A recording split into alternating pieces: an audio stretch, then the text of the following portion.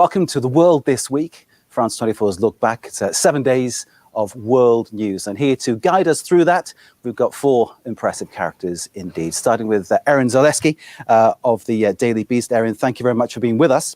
Oh, happy to be here. Louis Magloire-Guémairou from the African Information Club. Louis, thanks for joining us. Thank you. Alexis Poulain, who is from Le Monde Moderne. Good to see you, Alexis. Nice seeing you. And Georg Blum of Die Zeit. Last but definitely not least, Georg, thank you for being with us. Thank you for inviting me. Let's start with the French president, Emmanuel Macron. He's had, fair to say, quite a week. His party performed very badly in the municipal elections. There was the failure to ignite public opinion with this 750 billion euro Franco-German plan to relaunch the EU.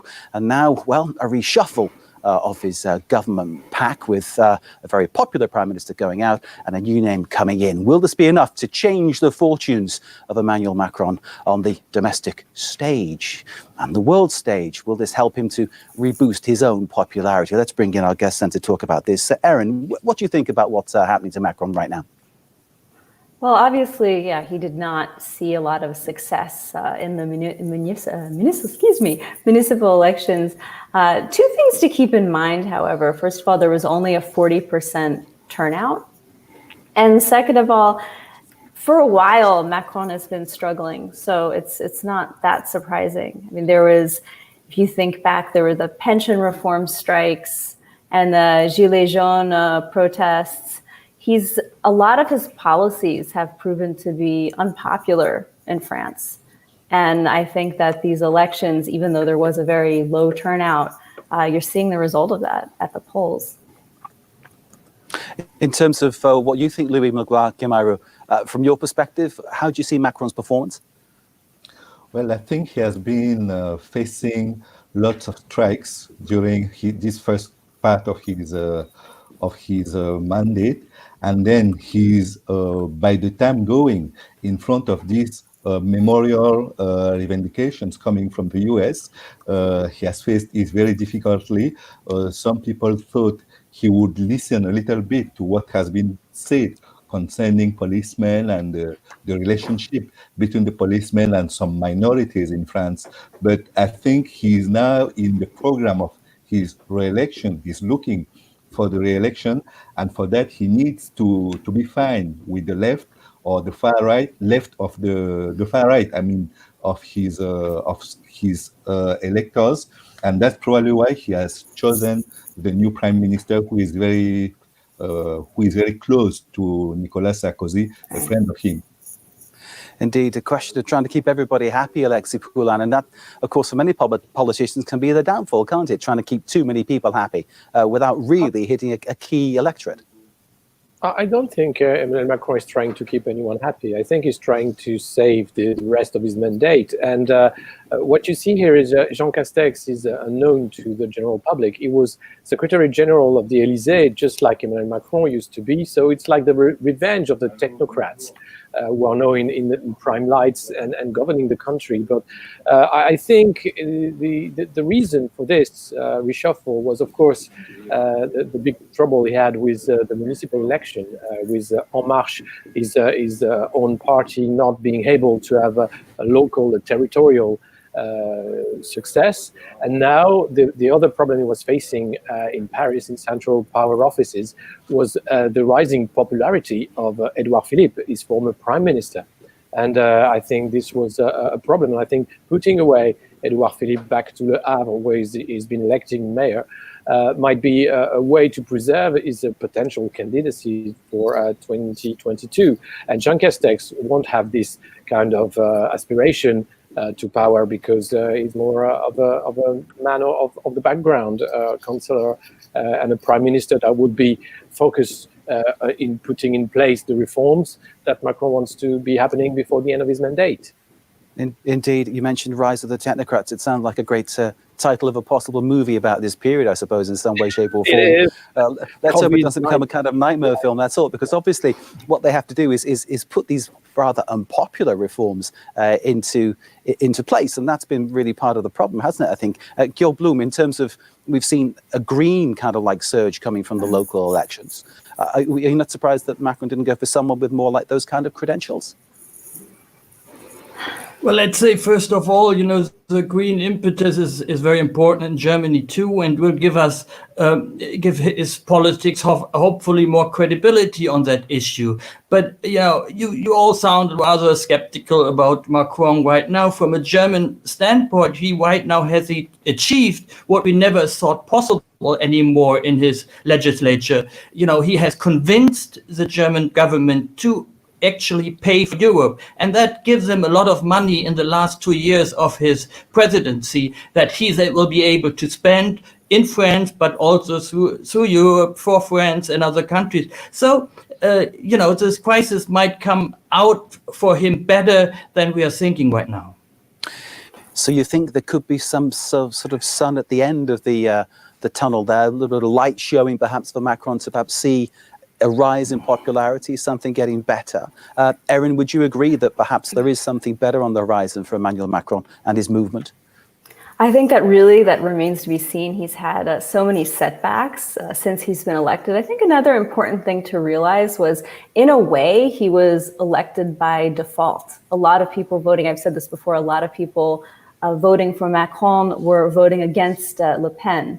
And Fillon, the right candidate, was out over a scandal. So it wasn't that a large majority of France was extremely enthusiastic about Macron, even from the beginning. And I think that he had a lot to prove going into this. A lot to prove going into it. And even though following his election, of course, at the next local elections, or sort of legislative elections rather, La République En Marche achieved an absolute landslide. You're still saying, Erin, and maybe the others could join in here at this point, that he didn't quite convince. It was rather a default situation where it was actually vote for them rather than for the others.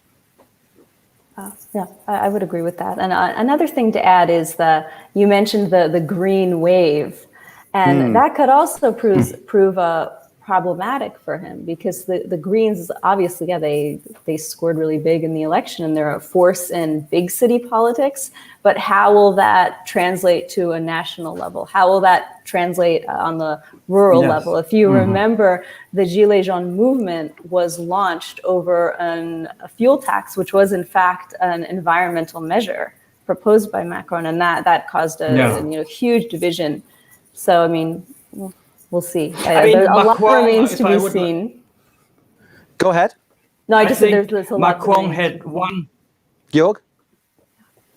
Macron had one real green moment in his presidency. That's when he said, "We'll save the planet first." That was 2 years ago. And since then, actually, the green positions of Macron have been really, really weak. And what he did in this crisis, to first say we're going to give money to the car industry and Air France, also proved that he has no green intuition.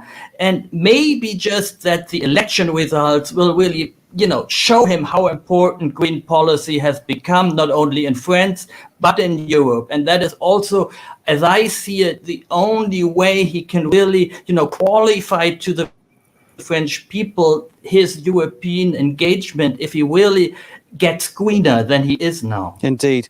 And then if you sort of obviously attack the use of diesel, as he has, and then you look at the price of trying to buy an electric car, which is absolutely ridiculously expensive here in France, and I think that's reflected in other countries. It's like he's fighting a losing battle, isn't it? Well, it's going to be very difficult for him. I think the old trouble with Emmanuel Macron is the gap you have between the speech and the action. And of course, pretending to be green is easy because it's very fashionable. But then being green in the acts is very difficult. He closed a nuclear plant, Fessenheim, in France this week. It was one of his promises of the campaign. But yet it is to prove how France can get out of nuclear power, because we are very dependent on it, and it's one of the assets of the country. So it's one way of saying we're green, but it creates more controversy and more trouble in moving into a new era. And if you want to be really green, the big question is about how we consume energy and how we can be consume less energy and manage to save somehow CO2 emission the rest. And it's not just about tax. It's really about how we together as a society decide to slow down and to make sure we are less energy mad. Indeed. And perhaps in the way we're doing this program, because of the lockdown over COVID-19, we're saving some pollution in some way, shape or form by keeping you all in your homes, your hotels and stuff and joining us like this. So let's hope that we're making our little contribution towards making the planet a little greener. Let's move on now from Emmanuel Macron's situation to what's happening in Hong Kong. Harsh new security laws imposed there by Beijing. The first arrest was made this week under the controversial new order. Let's now hear from the chief executive of Hong Kong, Carrie Lam. She, of course, much criticized. Many people said that she wouldn't survive, but of course she has. We'll hear from Carrie Lam and the pan-democratic legislator, Claudia Mo. We will do our level best to make sure we could achieve the objectives of the law. And then hopefully we could improve upon the one country, two system, and then we could enjoy long-term stability. They want not just to get us, but to intimidate us into inaction, into a catatonic state. And the fact that they would put down in black and white, that they would strengthen the management over the foreign media in Hong Kong is another dire warning. One country, two systems. We have a move by Beijing to stop protest. Of course, very embarrassing when you see the pictures coming out of Hong Kong of what has been happening over recent months. Erin, the situation there as we're seeing it, what's your take? From here, from an outsider looking in, it looks like the one country, two systems is becoming increasingly one country, one system. And there's two very disturbing things about this new law. The first thing is it's very secretive. Very few people have even seen a draft of it. And its language is also very broad. And friends of mine who have worked or have worked in Hong Kong have said that people are really, it sort of sparked a panic. People are taking down their social media sites and deleting their blogs. And there's a lot of fear that this is just, Hong Kong is becoming an outpost of Beijing, and it's lost its independence. It's the landscape, the social landscape has completely changed as a result of this. Indeed. Hong Kong, former British colony, of course. Louis, can I bring you in to talk about the situation there? Of course, we've seen a colony go from one system to another system, change again. I know, obviously, we could maybe draw parallels with what happened in Africa in many ways, but the Hong Kong system right now, it seems that this move is to suppress any kind of protest, any kind of anti-government voice. Yes, but it's difficult for Africans to realize what's happening in Hong Kong because we used to be opposed in a choice concerning China or Taiwan. Now it is concerning Hong Kong. We don't have tight relationships with those parts of Asia, so it is difficult to know precisely what will be the position of African countries. But as far as they have tight relationships with China, they will support the central government of China and not take part on what is happening in Hong Kong to support the protesters. So that's my opinion, but I don't realize precisely what is going on here. But the idea of suppressing any kind of protest, do you see parallels between what has happened in certain African countries? Yes, of course. We have, for example, the ban of internet connections in many African countries. That's what happens very regularly, especially when they have presidential elections or something close to that. We have regularly those policemen or military sometimes when you take into consideration what is going on in Cameroon, for example. For the English-speaking part, there is a war going on since 2016 because they consider they are not respected in the alliance with the French-speaking part of Cameroon. And so they are protesting, and they are now in war with Cameroon, with the rest of La République of Cameroon. Louis Maguire-Camaro of the African Information Club, thank you for that contribution. Alexis Poulain, can I bring you in? We've heard from one prominent protester Nathan Law saying he's quit Hong Kong, he's had to get out. One can only imagine what his reasons for that are, and I think it's easy to suspect that's because he feared for his own safety.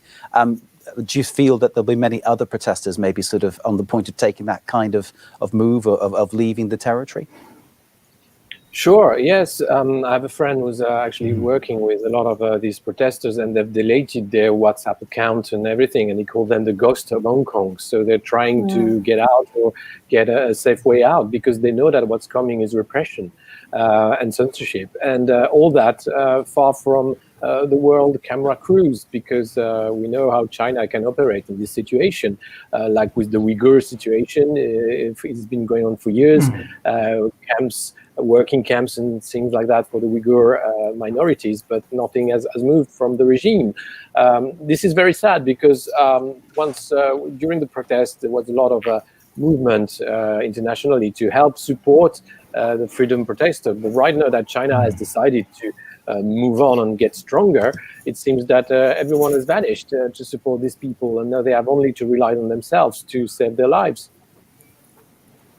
It is a very dire situation when you look at it like that. It is likely, though, protests will continue in some way, George, isn't it? Do you think that these protesters will have the same kind of enthusiasm for taking to the streets and making their voices be heard?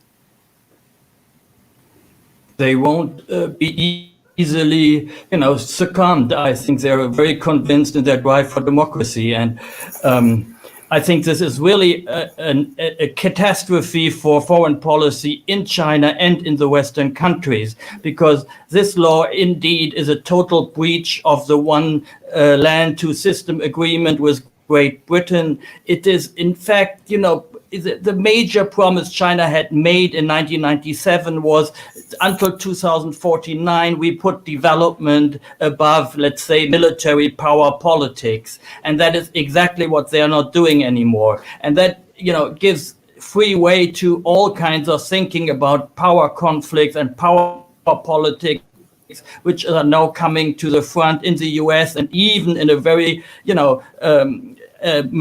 mercantile country like Germany. And but the responsibility for this goes to both sides, also to the Western side, which have been too imprudent to support these very sympathetic protesters. So China got more, afraid of this really becoming a big thing. And I think it is really something we will have to talk about for a long time now, with the consequences, which just seem to be, will get worse and worse. And Africa will be one of the big, victims of this foreign policy battle, which is starting now between the West and China, because, as even Merkel said it yesterday during her conference, in Africa, Europe and China need to continue to work together and be partners. But how can they do that when they, have such quarrels now? Georg, thank you for that. You're talking Africa. Let's move on to our next topic, the situation regarding Africa. African countries, many of them celebrating 60 years of independence. This week, I think we can talk about Somalia, Burundi, and the Democratic Republic of Congo, who've been celebrating, cutting away from colonial rule. But of course, the 60 years that we've seen go by, I've seen many things that perhaps people will deeply regret, and we're wondering what the next 60 years might bring. Perhaps we hope something a lot more positive. The DRC in particular lived through a particularly torrid period under Belgian colonial rule, with Leopold II having his personal fiefdom and exacting some horrific treatment on the native people as he was extracting the raw materials from that country. Let's listen to now the Belgian Prime Minister speaking earlier this week about trying to move on from that period. L'heure est venue pour la Belgique d'entamer un parcours de recherche, un parcours de vérité, un parcours de mémoire. Tout travail de vérité et de mémoire passe d'abord par la reconnaissance de la souffrance. Reconnaître la souffrance de l'autre. Cette reconnaissance a clairement été exprimée ce matin par notre souverain dans sa lettre au président Tshisekedi pour les Congolais.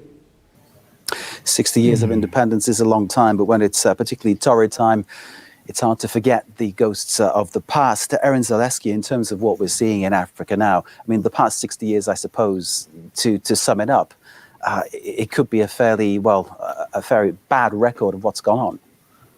Yes, well, the thing to remember about Africa, a lot of times the media speaks, it's a continent, but people speak about it as if it's this unified entity, when in fact it's 54 separate countries. And yes, there's been a lot of tumult and conflict and a lot of bad things coming out of the continent, but that's what the media in general seem to focus on. There are also positives, and those are they get a lot less attention. For instance, the middle class has been growing over the past few decades, and there have been a lot of innovations in art and culture. For instance, there was a palace in Lomé in Togo that actually used to belong to it was a German colonial palace, and I think it was in November, December of last year, they transformed it into an arts and culture center, promoting the work of a lot of local and regional artists. So there are positives with the negatives, and it's not to take away from the negatives, but it's the negatives that get the most focus in the media. Indeed, as journalists, perhaps it's our fault for focusing on those things, but they are particularly dramatic. That's the issue, isn't it? When something goes wrong in Africa, it tends to go wrong in a major way. Louis, can I bring you in to talk about clearly something I know you're really positive and passionate about, the African situation, and of course the next 60 years. I'm wondering whether you feel that there could be some positives that can be built on and something better that's created for everybody. Yes, I think Africa is now rebuilding unity, and Pan-Africanism isn't anymore something we don't understand at all. Because during the first step of the independence, there was the Cold War. So the African countries had some presidents and some governments who were simply aligned on what was said in China, Russia, or in US. So they were not there for the population. They were there to fight the war, to fight the Cold War. And then after the collapse of the Berlin Wall, it was the first opportunity Africans had to be independent, really, from the positions, ideological positions of the Western countries. They haven't seized the opportunity. And now there's a third one with this plan to reorganize the integration of Africa, to have a sovereign money that will be circulating in Africa, to have integration more focused on the population, not only on the leaders, but also with the population. And I think that is the big challenge for African leaders and African populations for the next 60 years, in way to have not only an addition of countries, but an addition of forces, an addition of ambitions that will make Africa, I won't say great, but make Africa important in the scene on the international level. There is so much potential in Africa, Louis. Can I just stay with you for a moment? The colonial times, of course, set a certain template. Was the problem that sort of in the transition from colonial times to independence, it was the same template, and basically that's set up for a kind of repeat pattern of exploitation? Yes, there has been a lot of exploitation, but there has also been a lot of corruption by times. There has been a lot of coup d'etat by the militaries, and up to now, corruption, bribes, and so on are a big problem for the development of the country. People sign some contracts without taking into consideration the development of the country. They take into consideration the personal case. They want to become rich. They want to have a lot of money, but they don't think on how to increase the economy of their country. That is what can also make people be pessimistic concerning the development of Africa. But I think the youth and the population in general, the civil society, are working to make those things change in the next years. Louis, feel free to join in at any point. Alexis Poulain, I'll bring you in to talk about, well, what Louis was saying, the potential. I'm also interested in the role of China as well. You know, China's clearly do lots of business in Africa. we talked earlier as a group about the issue of China's involvement. I mean, do you feel that China can be a partner for good, as one hopes it wants to be, but sort of, is there a possibility there that China's presence is actually stopping Africa finding its own way? Well, it's all the problem. I mean, we talk about Pan-Africanism. There used to be Nasser, and then remember Muammar Gaddafi in Libya decided also to have this one currency and pushing the idea. Thomas Sankara as well, and always foreign forces, foreign empires came in Africa and middle there. And China is an empire like any other. Of course, right now it's all about business and getting all these rare earth resources to produce and make sure that China doesn't have all the resource for the production back in the homeland. But it could be that because of this really close ties and links, they could decide who's going to be the next president, the next king, and have the same policy as the former empires that used to do the same affairs with Africa. So it's really dangerous to be so close to one superpower for economy and for development. Right now, if Africa wants to have a future, it has to, of course, keep on the relationship, the diplomatic relationship, economical relationship with China, but also try to look everywhere else as much as possible. And we still have the trouble of North Africa with Syria at the moment, Libya, I mentioned it, but if you see what's happening there, it's the Russians, it's the Turks that are maneuvering, and of course the Chinese somehow will have a word to say, because it's all about resources, be it the oil, be it the rare earth, and anything else. So, of course, it could be a partner for good, but it has to be watched closely by African leaders. And Alexei, is the big issue really that the EU, for instance, really didn't get off the mark at all quickly enough in terms of doing this kind of business with Africa? Yes, I think the EU is actually entangled in the former diplomacy of the European empires, France, Italy, and the others. So it's very difficult, and of course the UK. So it's very difficult to find a way of getting together, because we used to have in France, for example, France-Afrique, which was a way of perpetuating the empire by different means. And if you see Commonwealth, it is also another way of managing a sort of précaré where the empire used to have power, and they want to keep this power. And that's all the reason was Europe is nowhere in Africa, because you can find France, you can find the UK, you can find Italy, you can find all these people. But Europe, it's complicated, because in Brussels, nobody wants to sit around the table and make sure that we actually have a new policy. Look at the Belgium with Congo. It took them 60 years to say we're sorry. So it could take longer for the former European empires to actually acknowledge that they can't be empire no more, and they have to act as European partners for the good of Africa and the good of course, our countries. Indeed, Alexei, as you say, the song says that sorry can be the hardest word, can't it? Gil, go ahead. Mark, let me add something, though, a little bit away from politics. I remember when I was young, in the cohabitation with my friends at the time, we learned to cook Chinese, and that was a great thing for us. But now my daughter is studying African studies at Humboldt University in Berlin, and she was with us during the Corona crisis.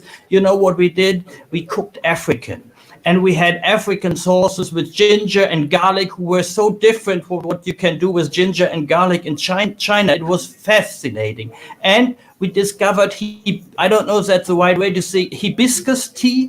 I mean, this dark, red tea, which has a fantastic flavor, like we discovered Chinese green tea 20 years ago. So I don't know, this year with my daughter going to study, learning African languages, I have a feeling I can be part of 60 years of celebration of African independence. Let's hope that you are right. I know from my best African friends, a former footballer, Daniel Amakachi, whenever he speaks about Africa, it's always extremely positive. I mean, he was a Nigerian international footballer, and he's really positive about what could happen next, and certainly not just on the football pitch, but all around in society. You're talking about Macron and his issues regarding dealing with China, that kind of stuff. And obviously the way the West deals with China in sort of like making the exchanges and maybe a little word behind the scenes about human rights. Basically, it's China calling the shots on every level. China, when it goes into Africa, then isn't asking to sort of get countries to change things, improve human rights, kill corruption. Basically, they're just doing the deals, aren't they? Isn't that part of the problem, that there's obviously the exchange, but there's no attempt to influence things in a more positive manner? Yes, but there's one more basic thing why China is so successful in Africa is that they just have the right technology, and not only in building roads, but also for the textile industries and all other light industries, which we in Europe just don't have anymore at a price that Africa can afford, and the prices which middle-sized Chinese companies who move into Africa are just unbeatable, like the Indians. It makes China impossible to refuse on an African level in a way, and we cannot, as Europeans, say this is a bad influence. It's just industrialization. Do we all agree, as a group, that the next 60 years for Africa could, in fact, be 60 years of great flourishing success? That can happen if Africa decides to make it possible. At the current time, what I see is Africa depends on Europe. Europe, for a lot, depends on Asia concerning manufactured programs, for example, concerning drugs they are buying to take care of the patients in the countries. And Africa will probably, as they don't have only one partner now, they have lots of possible partners in Europe, in America, in Asia, with India, China, and so on. I think Africa will be using this possibility to open itself to other partners and try to develop the offer, not only receiving, but also the offer they will bring to help the world, and bring also a partner, a real partner that can act for the good in the world. So the smile from Louis there saying it all. Let's hope the next 60 years for Africa can be as positive as Louis and the panel are talking about. And of course, you can join in this conversation via the world this week using that hashtag. And your contributions, of course, will be very much appreciated. Let's move on to our next topic, the COVID-19 pandemic, of course, far from finished.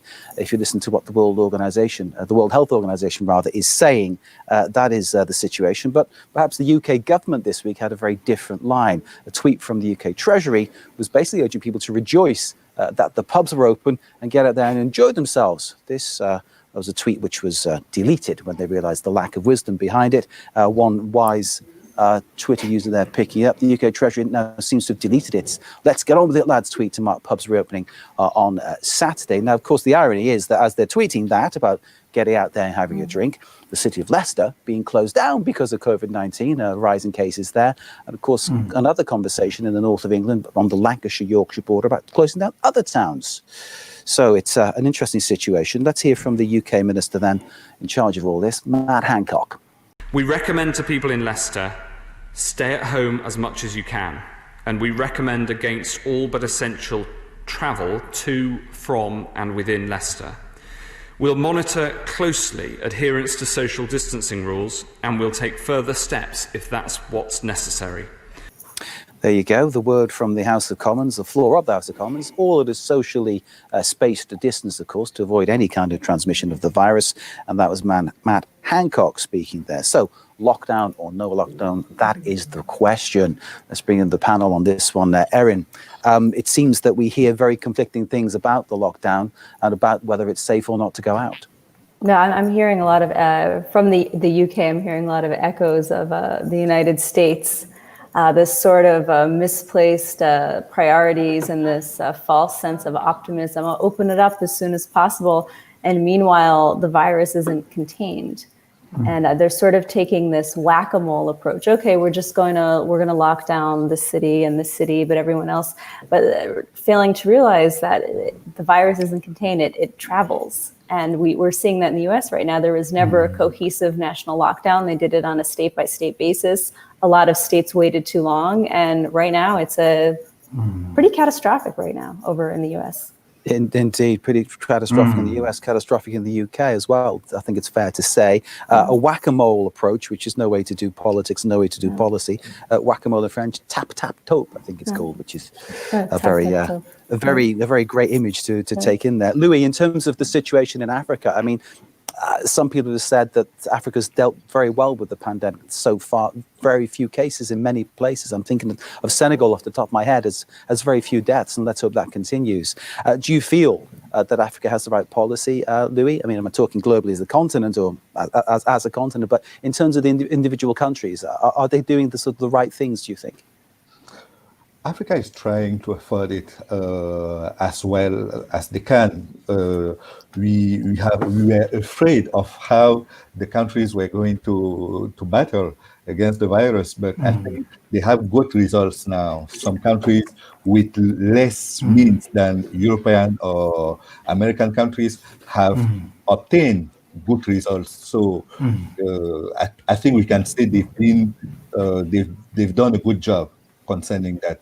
But what is very difficult now is to know how it has been stressing the economy and how the countries will recover from that stress. It is a big deal because in several countries in Africa, people are working, not paying taxes, so they don't know precisely how many people have enterprises getting down because of the lockdown or have difficulties that can be helped by the government or by the international partners. So we don't have enough information concerning that, but we can just see governments have done the job in general. And Louis, a prediction of famine, for instance, in Somalia, the World Food Programme is saying because of COVID-19, the country could be plunged into a state of famine. Yes, not only in Somalia, that can also happen in many other countries. That's why they had not a strict lockdown in many countries.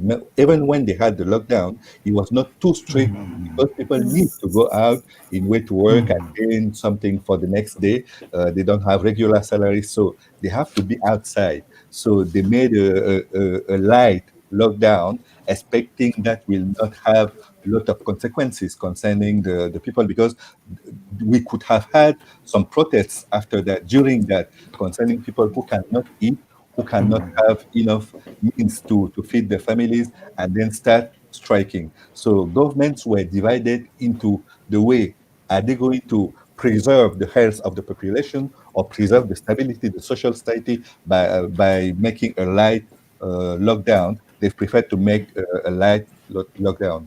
Indeed, the problems already existing in some countries, of course, exacerbated, made worse by this pandemic. Alexis Poulain, your thoughts?